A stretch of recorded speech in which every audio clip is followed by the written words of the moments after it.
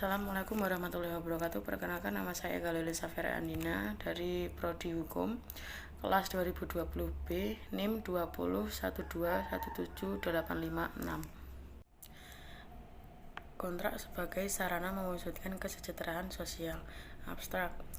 Kontrak dilahirkan atas dasar kebebasan berkontrak dalam hukum. Kontrak berasal dari paham individualis, melahirkan politik ekonomi pasar bebas untuk mengajar kesejahteraan sosial.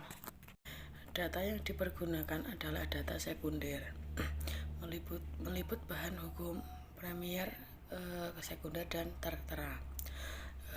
Data kanalisasi secara kualitatif menggunakan metode hermeneutik untuk hukum melalui pendekatan filsafat. Indonesia memandang kebebasan berkontrak sebagai sarana mewujudkan kesejahteraan sosial dan mengandung kontrak dari sisi kemasyarakatan. Terus ditafsirkan secara objektif, berbeda dari paham individualis, menafsirkan kontrak secara subjektif. Pendahuluan. Dalam kehidupan sosial terdapat 3 sektor yang saling menguatkan satu sama lain atau mengaitkan satu sama lain, yaitu pemerintah, pengusaha, dan masyarakat sipil. 3 sektor masyarakat itu selalu dan tidak dapat melepaskan diri dari kontrak sebagai suatu keniscayaan yang menjadi sarana penting sendi kehidupan masyarakat manusia. Kontrak sebagai sarana kehidupan individu maupun sosial banyak dioperasikan setiap hari di seluruh dunia. Dalam persepsi kenegaraan, kebebasan itu sering diungkapkan sebagai kebebasan sipil, yang secara khusus merujuk pada apa yang disebut dengan hak asasi manusia. Pertama, kebebasan sipil sebagai hak politik. Yang kedua, kebebasan sipil sebagai hak sipil. Kebebasan sipil sebagai hak privat, sebagai cerminan konsep manusia makhluk individu, sedangkan kebebasan sipil sebagai hak politik sebagai cerminan konsep manusia makhluk sosial. Pembicaraan kontrak dalam pandangan kesejahteraan sosial dari kacamata kekuasaan negara berkaitan dengan kebijakan politik dan hukum ekonomi, sedangkan dari kacamata privat dalam pandangan kesejahteraan individu merupakan domain otonomi individu atau privat yang bebas dari kekuasaan politik.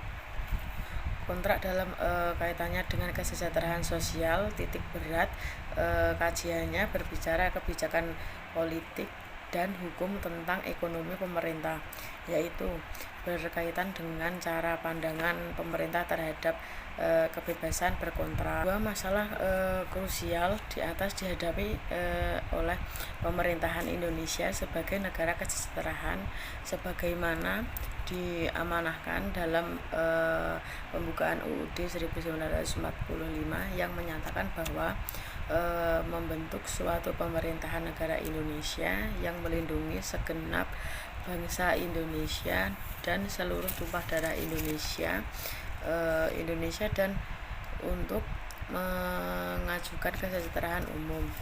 Dari frasa ini terlihat tugas pemerintah negara Indonesia bertindak aktif dalam lapangan ekonomi demi terwujudnya kesejahteraan umum. Pernyataan ini terdapat beberapa masalah yang akan dikaji dalam artikel ini. 1. Bagaimana kebebasan sebagai HAM atau hak asasi manusia diimplementasikan dalam hukum kontrak Indonesia. Yang kedua, bagaimana hubungan kebebasan berkontrak dengan kesejahteraan manusia. Yang ketiga, bagaimana negara memperlakukan daya laku asas kebebasan berkontrak dalam hubungannya mewujudkan kesejahteraan individu dan kesejahteraan bersama sosial di Indonesia.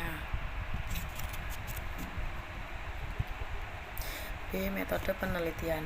Penelitian ini mencoba mengungkapkan secara mendasar tentang makna kebebasan berkontrak sebagai dasar pembentuk norma hukum dalam lalu lintas hubungan perseorangan dan perlakuan negara atau pemerintahan terhadapnya.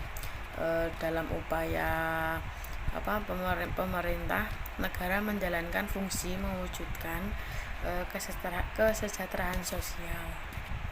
Data yang diperoleh dianalisis secara kualitatif dengan memfokuskan pada makna isi dari kata yang ada untuk memperoleh makna isi dari data di penggunaannya metode penafsiran atau hermeneutik untuk hukum guna mengekspor makna yang tersirat dalam ketentuan undang-undang tentang kebebasan berkontrak dan dasar pemikiran yang terkandung di dalamnya. C. Pembahasan 1. Kontrak sebagai implementasi HAM. Manusia adalah makhluk yang paling sempurna di dunia ini. Kesempurnaan manusia dapat dipahami karena ia memiliki akal dan kehendak. Hak fundamental itu pada prinsipnya terpusat pada manusia. Hak itu merupakan bagian dari hukum positif, adalah prinsip hukum yang telah diterapkan dalam undang-undang, sering dirumuskan secara luas yang merupakan bagian dari konstitusi nasional atau perjanjian HAM internasional. Kontrak sebagai HAM merupakan pendapat klasik sebagaimana yang dikemukakan oleh Grontus, bahwa hak untuk mengadakan kontrak adalah salah satu HAM.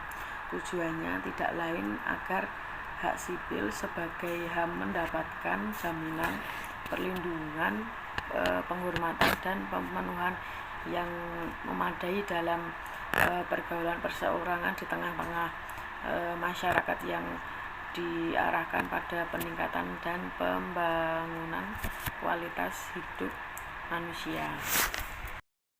2. Asas kebebasan berkontrak dan kesejahteraan manusia.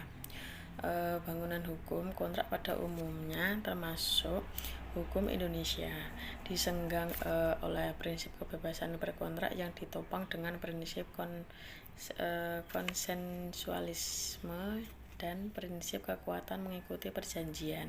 Prinsip kebebasan berkontrak pada awalnya berlatar belakang pada individualisme yang secara embrional lahir pada zaman Yunani, diteruskan oleh kaum Epikuristan dan berkembang pesat pada zaman Renaissance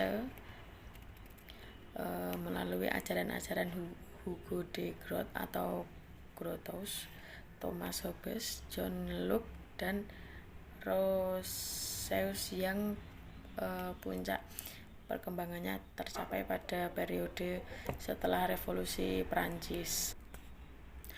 Norma hukum yang dilahirkan dari suatu kontrak didasarkan pada perbuatan individu pribadi yang berlaku pada kehidupan pergaulan hidup masyarakat yang dilakukan atas dasar individu memiliki kebebasan sebagai hak fundamental individu pribadi. Kebebasan individu untuk melakukan perbuatan membuat kontrak itu diperolehnya secara alamiah atau kodratnya karena manusia memiliki akal dan kehendak. Manusia harus memiliki kebebasan untuk melakukan tindakan. Ada 3 aspek yang penting otonomi kehendak bebas dalam kontrak, yaitu 1. Aspek filosofis didasarkan pada pandangan Rousseau bahwa manusia secara alami bebas, karena itu harus bebas membangun setiap hubungan hukum.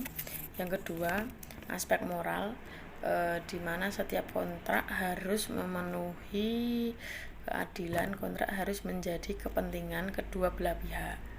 Yang ketiga, aspek ekonomi, kebebasan kehendak harus sesuai dengan pencapaian kepentingan ekonomi, karena materi atau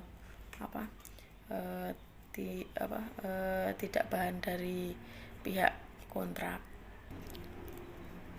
Kebijakan negara terhadap kontrak sebagai sarana mewujudkan kesejahteraan sosial. Pada kesempatan di atas telah diulas, kebebasan berkontrak merupakan prinsip yang berlaku bagi hukum, yang intinya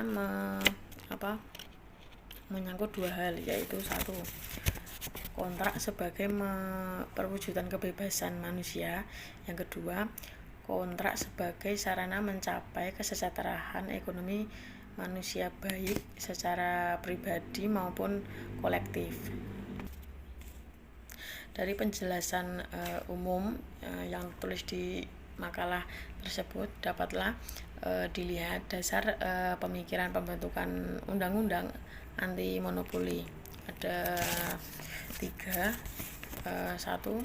Pembangunan bidang ekonomi harus diarahkan kepada terwujudnya kesejahteraan rakyat.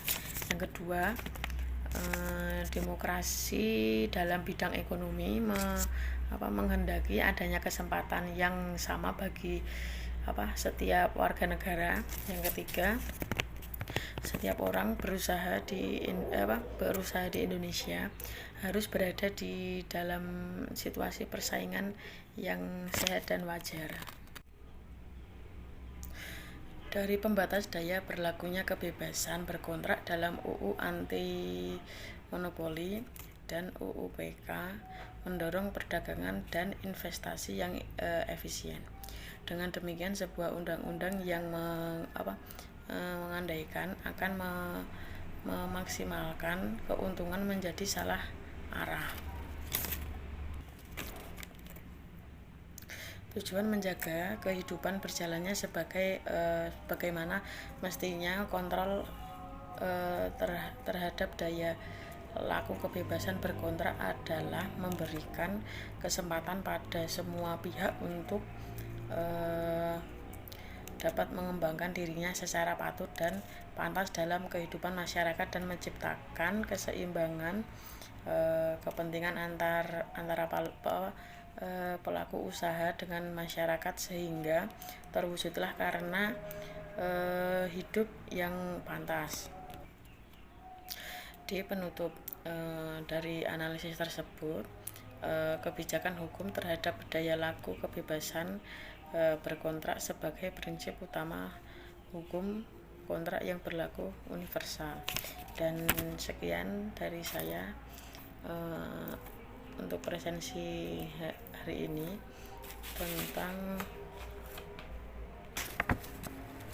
tentang kontrak sebagai sarana mewujudkan kesejahteraan sosial. Sekian dari saya, terima kasih. Wassalamualaikum warahmatullahi wabarakatuh.